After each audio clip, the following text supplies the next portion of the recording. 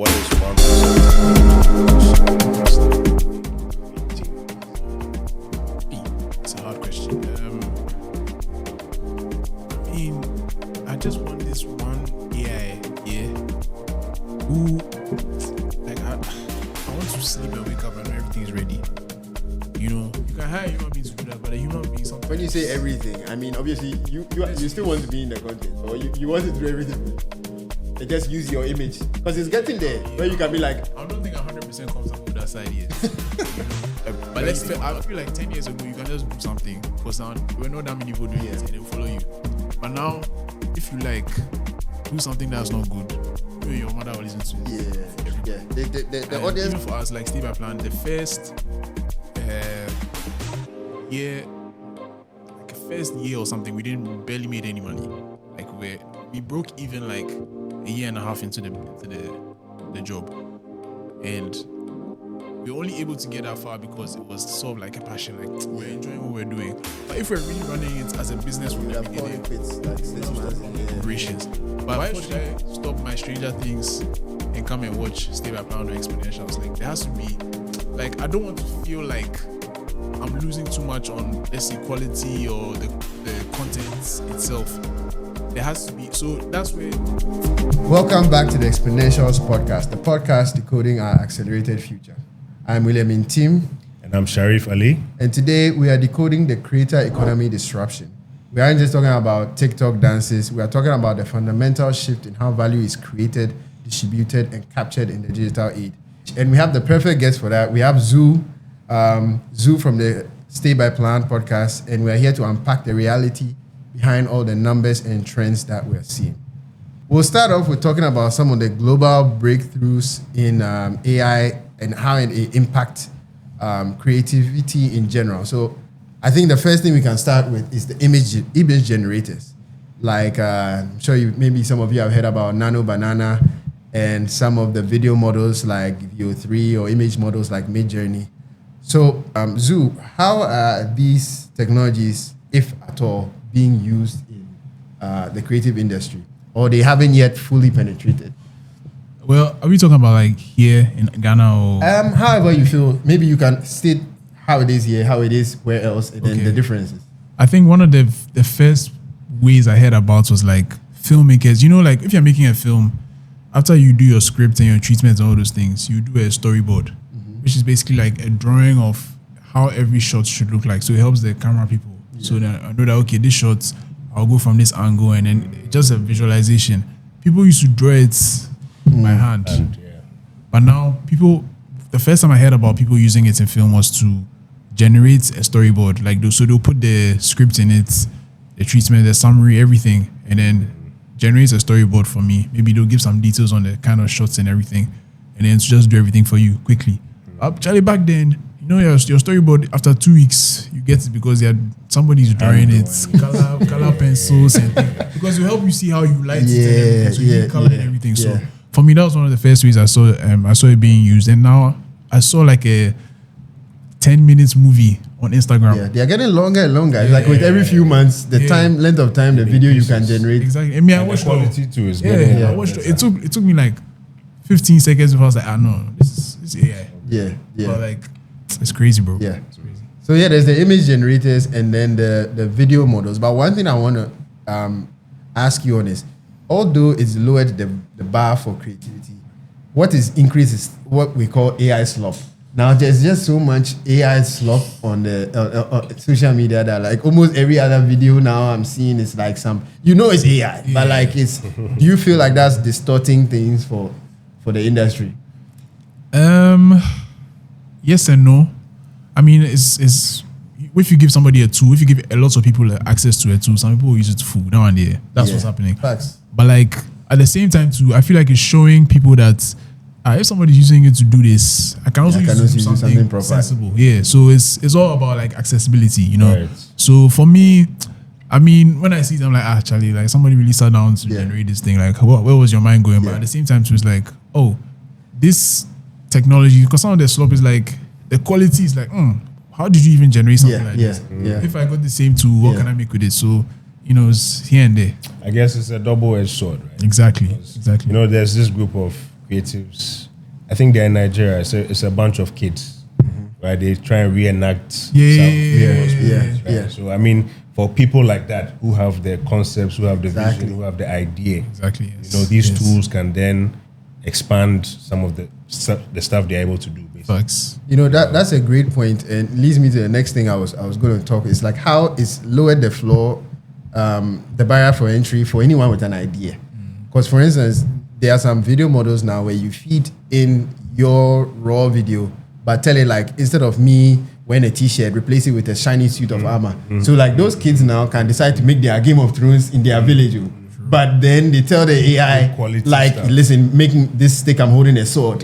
Make this. So I'm like, it's opening the door. I know off camera before we started, we were speaking about how it's lowering the barrier to entry for someone with a good idea to really break through. So like you have more of a shot. But at the same time, there's going to be, because it's easy, there's going to be a flood of everything now that you actually have to do something very special to stand out. And of course, this is perfect for people like Zoo that already have an audience. So Zoo, what do you think about just the whole dynamic of it, making it easy for new people to get into that creator game? For me, I always welcome like new people into whatever space I'm in, because I always tell people that an industry does not exist with just one person. An industry has to be a number of people within the same space doing something similar, I guess. So for me, when I see that the barrier of entry is being either broken, this one is even broken, it's not even lowered, it's broken. Like there's no barrier anymore. Now everybody can do this because a lot of these tools are free. So it's like, I love seeing it, you know what I mean? Because if I'm trying to make money, let's use my business as an example, Stay By Plan.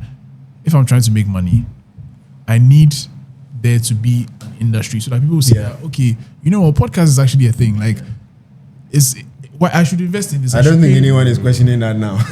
Maybe they used to. Maybe when you started, when you started it, people were like, what's this? But now there's a lot of podcasts now, so it's like, okay, there's proof that if there's more podcasts, there's a reason why there's more podcasts. I'm seeing people running ads on these podcasts. I have money. I'm this big company. Let me also come and my money into this is a perfect time to do your ad. Actually, this is a good time. Before we move on to the next, I want to talk a bit about one of our sponsors. Today's episode is brought to you by Guvora.ai. We all know the AI revolution is here, but let's be honest, renting your intelligence from the cloud is a trap. You are paying monthly fees forever, and you are uploading your private data to servers you don't control. Guvora is different. They build sovereign AI infrastructure for businesses. They don't just give you a login. They come to your office, factory, or home and install a dedicated military-grade AI appliance that runs powerful agents like finance, HR, and security completely offline on your own hardware. That means zero monthly fees to open AI, zero data leaks, and it works even when the internet is down. It's not software as a service. It's intelligence as an asset. You buy it once and you own it forever. So stop renting, start owning. Go to Guvora.ai to find out more. That's Govora.ai and request a free sovereignty audit today. All right, moving on. Side note, Zoo really set us up, man. He said you are He did. Moving on. Speaking about revenue in the creator economy, I saw a statistic earlier on that Goldman Sachs is valuing the creator economy, this thing that people used to think was a joke, is valuing it at $250 billion. That's $250 billion. My question though is, we hear these big numbers, but is it the kind of industry where it's like the most successful people are capturing 80% of the value versus, where like the top 4% of creators are the ones really making all this? Because this 250 billion industry doesn't seem like it's distributed. Yeah. What do you have to say on the economics of? It's definitely not distributed. I mean, we spoke about this off camera. Like, attention is the currency in this sector. Yeah. So, for example, if somebody can be making the most amazing thing and they have 12 followers, he's not seeing one CD. Yeah. Unfortunately. Yeah. Because most of the money is made through ads, like people paying somebody to. For example, the ad read you just did, that's one way people make money. Second is like from apps like TikTok or YouTube, what do they call it? Revenue share. No, like that. Yeah, exactly. The revenue share from the ads. Those are the two main ways. if you don't have enough subscribers, you will not make that YouTube money. If you don't have enough followers, you know nobody's bringing their brand to come and pay you. Yeah. So unfortunately, most of the money is given to the people who have the most followers. Yeah. So that quarter trillion, Cristiano Ronaldo and those guys who don't even About half. they don't really need it. They're taking most of that No, money, bro. seriously. So I even saw a similar statistic where like the top 20 global podcasts are the ones amassing maybe 50% of all revenue in the podcast industry. But there are probably like hundreds of thousands of podcasts. Exactly. So how does that? I guess it's the question of how easy it is to break in the first place. But does that mean it's getting harder? Yes, I would say so, because now it's harder to build an audience, because now everybody's phone is full of all sorts of people they are following, Now all they sorts have of it. podcasts. Yeah. Why Now should everyone I- has the tools to make Why content. should I leave the one I'm listening to and come to yours? So it makes it harder for you to create I feel like 10 years ago you can just do something because now there were not that many people doing it and they'll follow you. But now, if you like do something that's not good, you and your mother will listen to it. Yeah, Unfortunately. yeah. The audience is far more demanding than Exactly. before. Like your content has to be. So that's even to say that now you almost don't even have the choice to not use AI, because now if you are going to say you are going to raw dog this thing that is already hard, You'll be left behind. You're left behind. Exactly. Like you are literally, if you are an independent creator, you're literally competing with like CNN. yeah, literally, Most time. literally. Like $1 billion companies. You're competing with these guys for somebody's time. Netflix and things. That's how crazy it is. So, like this whole AI thing is allowing people to create things to a certain level that they couldn't have done before. Because to create some certain level of, aside from skill, you probably need employees. Like you need more manpower to be able to create certain things. So that, barrier of entry being lowered or broken or whatever it is, it really helps people to at least get their quality up to a certain level and then maybe begin to be able to build like a following and then compete with these guys. Just on that, I think, again, right, it's highly dependent on the individual. That's right? true. And the people who are creative enough, who have the ideas, who have the vision. Yeah. Right? Tools like this make it a lot easier. Yeah. Because as you are saying, the whole value chain is very broad. Yeah. There's the production, there's the storyboard. Yeah. There are all these things within getting your content out that require a lot of work. And now there are tools that are able to do a majority of these things. Yeah. Like there's audio 100%. generation, Like you talk video about the generation, storyboarding, scripts, everything. Even the content itself, the visuals, everything, or at least a majority of it. And even that majority is increasing every other month with single some day. new AI tool that Every single day. comes out. And on the other side of it, when it comes to like the generic admin stuff, your accounting, your marketing, all of that stuff, there's AI there as well. And for us, we are doing a lot of stuff. And outside of Swift, we have a lot of stuff going on, and we're able to take on this much load primarily because we utilize AI extensively. Right, in as many areas as we can. We have AI in our finance and our accounting. We have in our project management, task management. Design, we don't use it so much because, I don't think it's where we want it to be for the kinds of things we do, right? But engineering, but it will get there. absolutely, eventually it's going to get there. Yeah. But as I showed in the previous episode with the demo, right, we use it extensively in our code. So I think we're in an era where it highly depends on the individual. Right, you'll see this image on social media of the solo founder with some whip. He's just whipping the various agents are all doing it for him. Forward. So I think that vision is becoming more and more real. It's becoming real. It's becoming real. Something you mentioned that I want to touch on is you mentioned all the things that it's replacing. Everything that we've mentioned that the AI is going to replace, that's a job that someone was doing. In this recording right now, we have videographers behind the camera. We have people who are going to edit it in post. Each person, each thing and task is a job that is now not going to be done by a human 2 years from now. So, are we really underestimating the level of potential disruption, especially since the creator economy, even in Africa, is young? Like, our time was now coming. And like, just when it's coming, just when there's a market for videographers because podcasts are popular. Then suddenly AI too. So as a resident doomer, I want to know if this is really as big a deal as I'm saying and we should be concerned. I think so.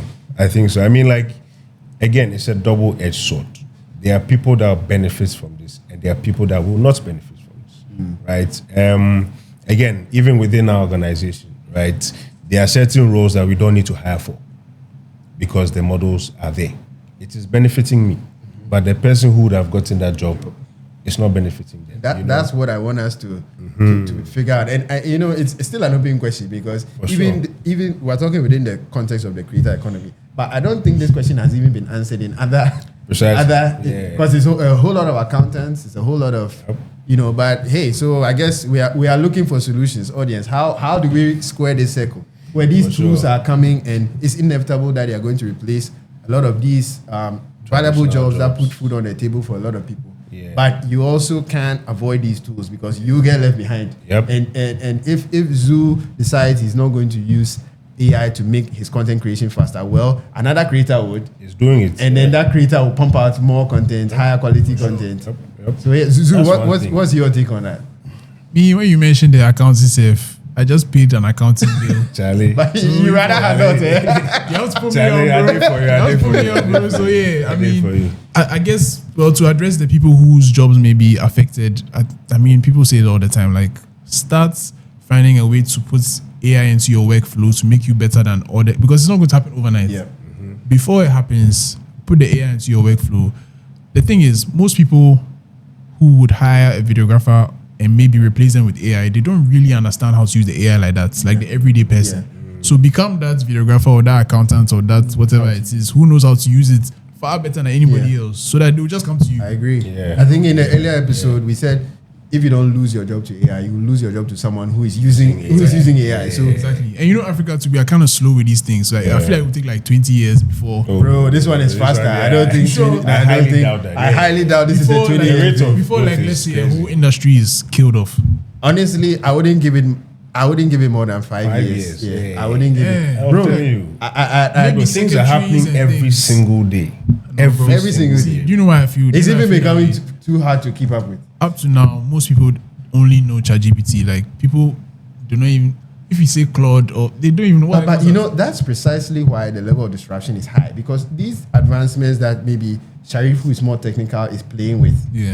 Whether people are only using ChatGPT and that's all they know already, it exists. So it's only a matter of time before, like, it's different if the tools Sharif is using don't exist and only ChatGPT is. But it's almost as if you are driving a slow car, because in your world only slow cars are created. But in some other country, the fast car has been created, and you don't know it yet. But all that car needs to do is come to, and then suddenly it's running faster than everybody. So it's actually more concerning. It's like electric cars, they're everywhere now. Fair point, right? So it's like the fact that people only know ChatGPT is actually concerning, because there are so many more tools beyond just the chatbots that are there. So hey, I mean, but that's why we are doing this. Right? That's why a big reason why we are doing this podcast. Yeah, we want to raise awareness for like these other tools outside of the typical apps that you guys are familiar with, right? Again, ChatGPT, yes, they are the most common, they are the most popular, but there are so many tools, from image generation, text generation, audio generation, and there are tools that are blending all of these things together nicely, right? So I think just stay tuned, follow this channel. We are doing our best to raise awareness so that we can empower yourselves to be a lot more efficient and run your business a lot faster. Okay. Zoo, I want to ask you something. Earlier you mentioned, like, when you put out content, now it's like you are literally competing with CNN. First of all, I think that's amazing, because now it's like there are no gatekeepers anymore. And I want you to expand more on that. And it's like, or have the TV execs, have the gatekeepers shifted from the CNNs to the TikToks? Because now, if you can compete with CNN, but it's like TikTok is in control of your destiny. Is it going to make your video go viral? Or so is it that the barrier has been eliminated, or now the gatekeeper has just shifted from? Yeah, I think it's definitely shifted. The original gatekeepers are still there though. But they are less and less relevant. Yeah, less relevant, and maybe they're controlling maybe the flow of cash. Certain things. But at first they're controlling everything. So it's a bit different now. With regards to like the power that the apps have, like TikTok, I mean, now the algorithms are the real gatekeepers now, and I know people pay. I mean, obviously, like if you pay for an ad, you are basically paying the gatekeeper to do the job for Pay you. the gate fee. You understand? Basically that. So the now we are trying to please a program, which is crazy. But that's where we are now. So yeah, I mean, it's I feel like no matter what, there will always be gatekeepers.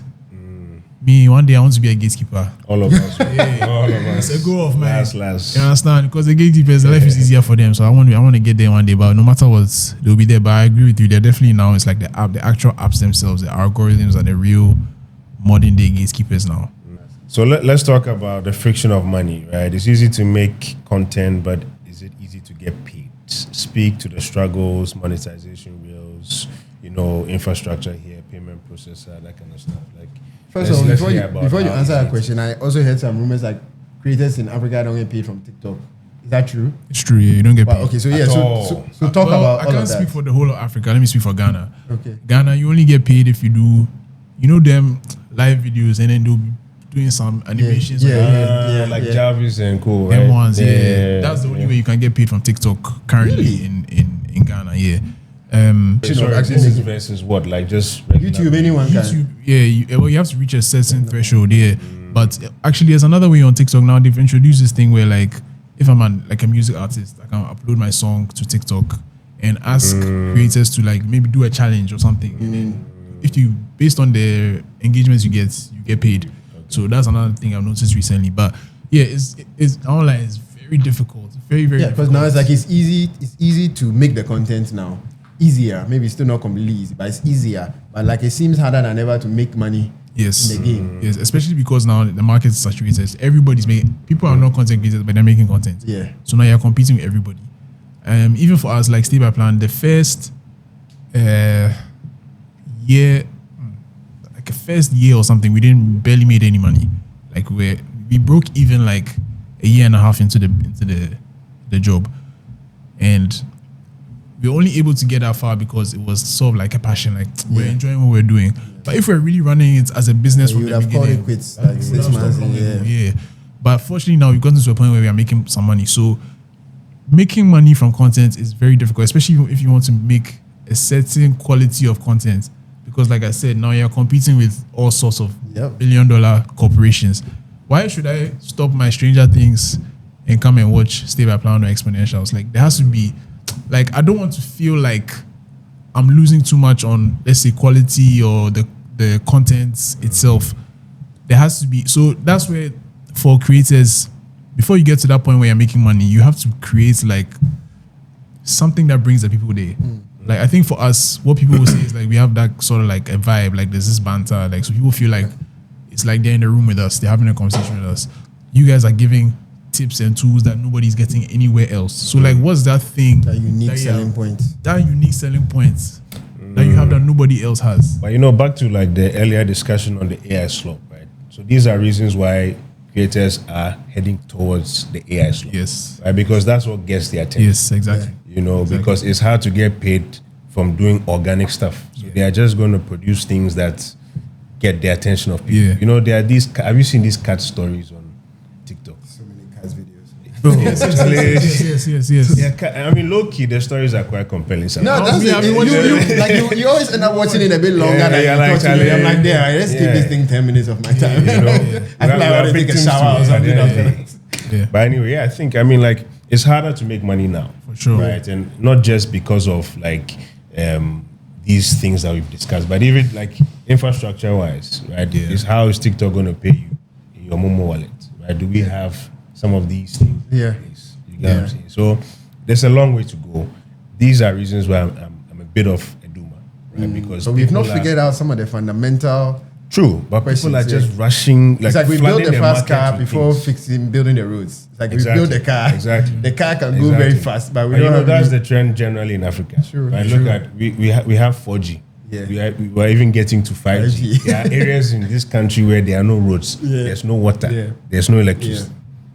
So that's typically the. Yeah, that's true. I want to see something. So you mentioned, like how Stay by Plan essentially became it because of the banter and the sort of vibe you guys have. So do you think in the age of AI there'll be more of a premium on that human connection, or audiences don't really care? Because in the age of AI, anyone can make anything. So I guess I'm trying to posit that maybe the human connection will make people more attracted to it. I think yes. No matter what, at the end of the day, we are people, and you relate with real people better than AI is not. Maybe to get them one day, I don't know, but that facial expression that somebody will make, that that nuance, I feel it will be very difficult for AI to get that. Even in 50 years, I feel like it's very like that kind of thing where somebody says something and the immediate reaction, like some side eye, those things. It's very difficult to get that kind of thing, especially with, for example, let's say in the Ghanaian context. Yeah. I think the high emphasis on the Ghanaian context, because there are certain things that we just know about ourselves. Yeah. But I disagree a little bit on your point earlier, which is like 50 years, right? Because I feel like these AI models are able to produce like videos that are compelling enough, that are funny. Yeah. For sure. So I think maybe with the Ghanaians it's a bit harder because but then again, still there's clearly still some value in the real human connection, because why have streamers blown up so much? Like there's no, as far as there's a lot of AI stuff, but there's no successful AI streamer. Not yet. Anyway. Not yet. I mean, the technology is there. Someone could do it today, but most of the streamers, it's like it's real life. Yeah, it's real life. It's really happening. Yeah, and I think that is something that is going to become more valuable. As time goes on. Now it seems, especially for advertising to young people, social media is winning. Like if you are a brand and you wanted to advertise to a demographic, let's say 20 to 35 or to 45, your dollars are probably a lot better spent on TikTok than on a billboard. And I can only see that continuing. So the question I guess I'm trying to arrive at is, are creators the new brands? Like if you know the brand of Zuutg is it more powerful than, let's say, some commodity good? If the commodity good is coming to Zuutg to sell it, because previously these consumer product companies will make the products and then they will just advertise it, or let's say Omo runs an ad or Key Soap or like some brand, and they don't need any influencer because the Omo brand is just so strong enough to stand on its own. But now it's like you need somebody. So I want you to talk a bit more on that. I mean, the traditional forms of advertising are not as effective as they used to be unless you are very creative. Have you guys seen that billboard in East Legon? Are you proud of your stomach? Yeah. Everybody has taken a picture. Exactly. Everyone has taken a picture. Everyone has taken a picture. You have to be viral. Aim for some virality. Otherwise, nobody's going to mind you because there's billboards. That was a successful campaign. Yeah, very successful. But now, like you said, the creators are the brands. Like, people have built community. That's the real selling point. Community. It's not even just the numbers, it's the community. Like, to the point where someone can tell all their followers that, okay, this guy is selling 1,000 bottles of water and he's selling it for, let's say, 50 pesos less than the average price. Please buy it.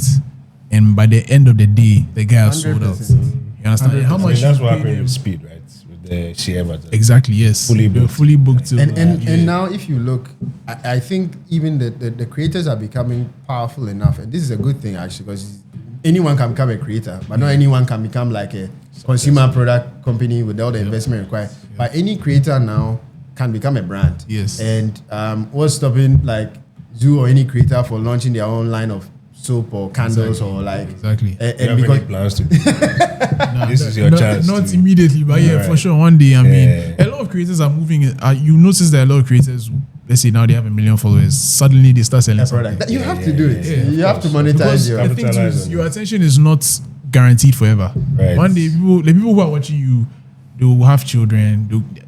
There's things on their heads. They're not going to be going on TikToks to be watching you. So what can I do now with my attention that would set me up in the future? So I think that's how people are thinking now. So a lot of creators, when they get to a certain point, they divert into other businesses and use their attention and their community to promote it, because that's free marketing.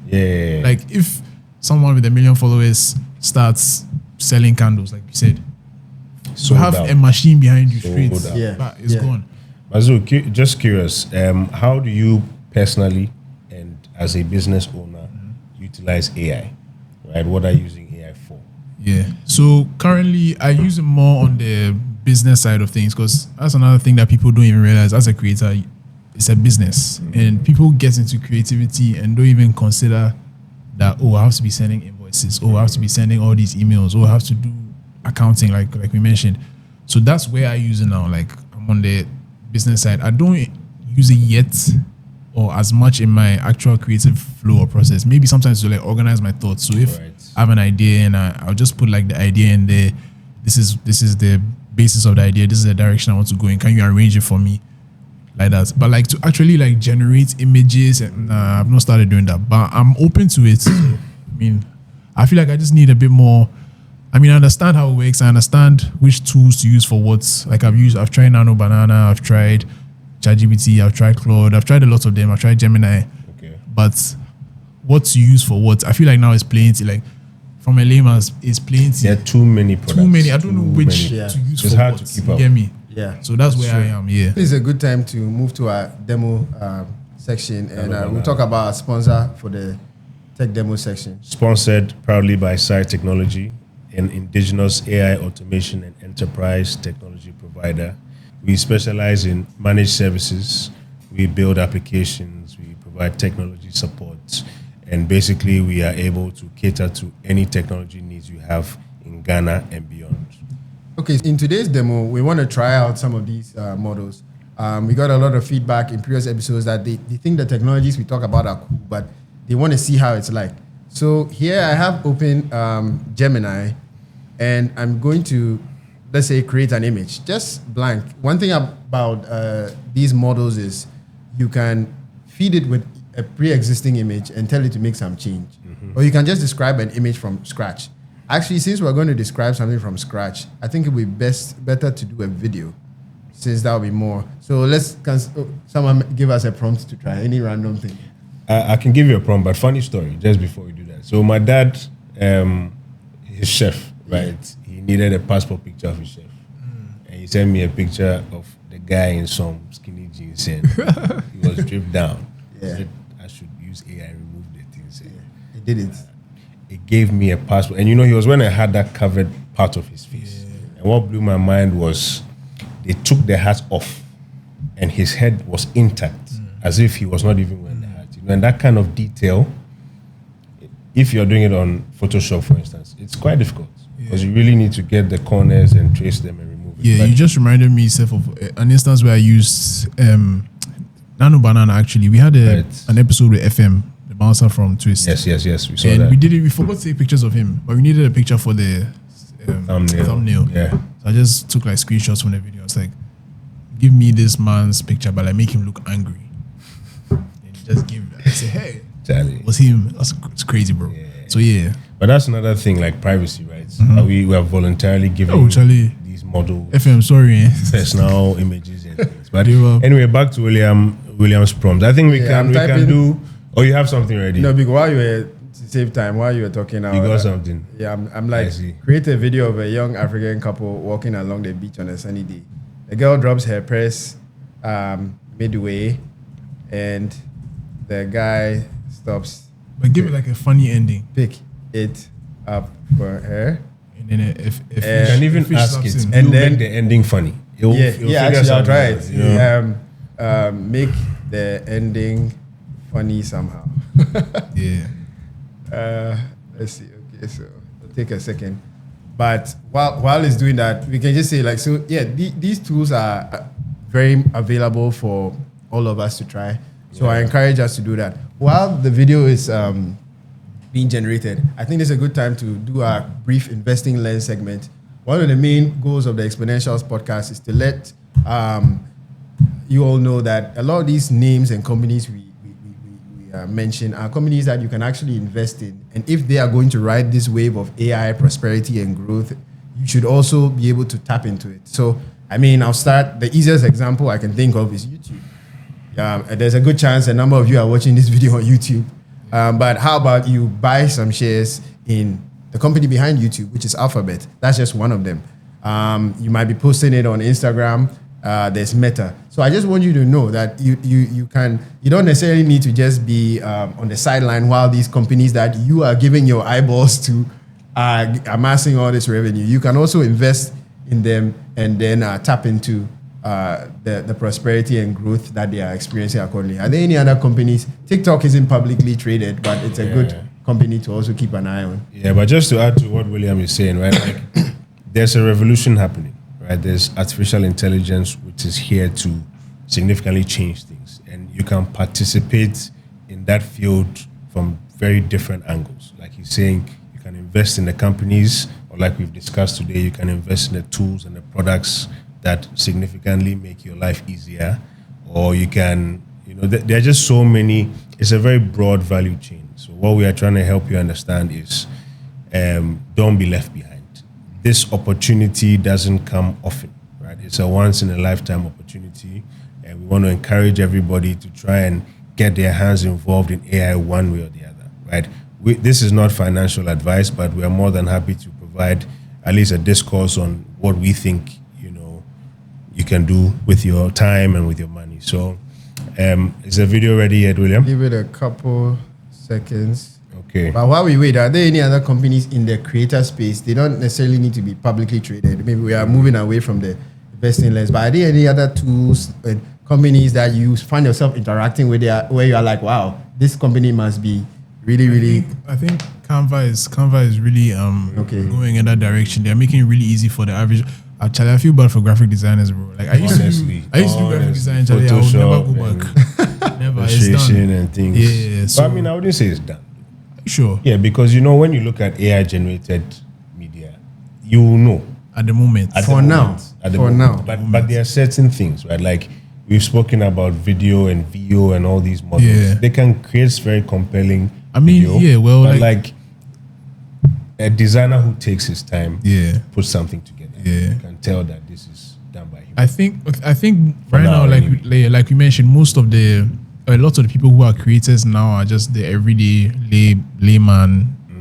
They don't need some high level of quality. So maybe now designers would have to, or really trained designers would have to move to, I don't even know who needs that kind of quality, but it's only some certain people who hire you. Right. But the thing is, how many designers do we have and how many people are looking to hire? Because now even these guys, if I'm using the AI to do their own designs, you understand? That's why I feel like on the Duma side, I feel like graphic design is the first.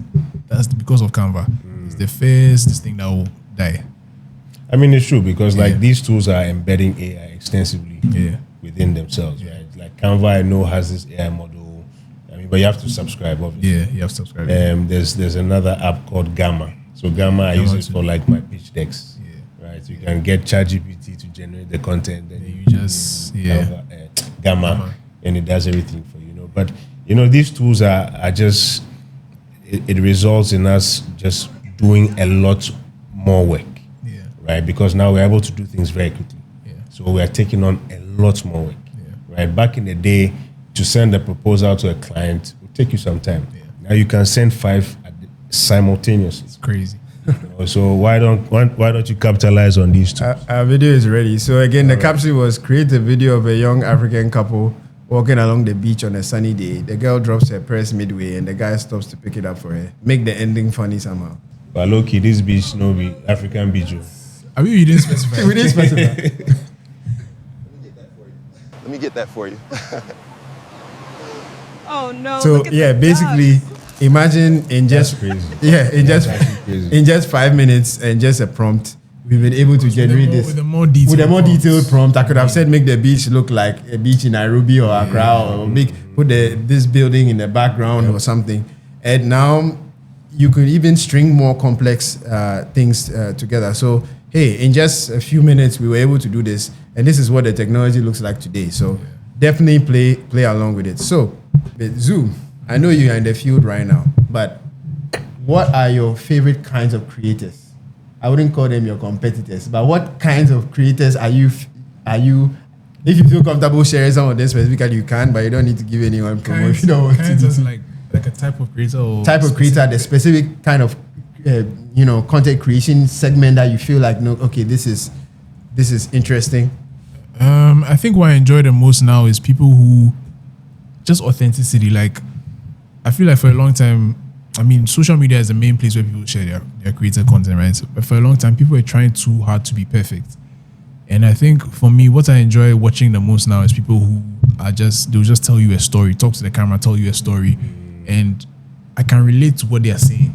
You get me? Like previously, people are trying to hire like a team, shoot this, but now people will just pick up their phone, tell a story, and you notice that those are the things that get the most engagement because it's real, bro. Like the perfection is too much, you know. So I don't really have names right now at the top of my head, but like that's the kind of content that I enjoy right now. You are my favorite content. Oh, thank you, my bro. I highlighted something for you too. All right, to wrap up this lovely conversation with our brother Zuutg, what is one piece of technology you wish existed to make creating easier? That's a hard question. I mean, I just want this one AI, who, like, I want to sleep and wake up and know everything is ready. You know, you can hire a human being to do that, but a human being sometimes. When you say everything, I mean, obviously, you still want to be in the content, or you want to do everything for you. And just use your image. Because it's getting there, where you can be like... I don't think I'm 100% comfortable with that side yet, you know. But let's say for now, let's say like, we're coming to do this podcast, and the cameras and stuff are already there. This is a studio that's already there all the time. And we just take your phone and say, I'll be there in 30 minutes. I want to record a 1 hour conversation with Zoo about da. We just come, we sit down, we talk, we go. Yeah. And then reach the house is on YouTube. God, I beg. It's coming there. It's coming soon. He's basically talking about like essentially a whole AI pipeline, agentic pipeline that will come in. Notice when the video has ended.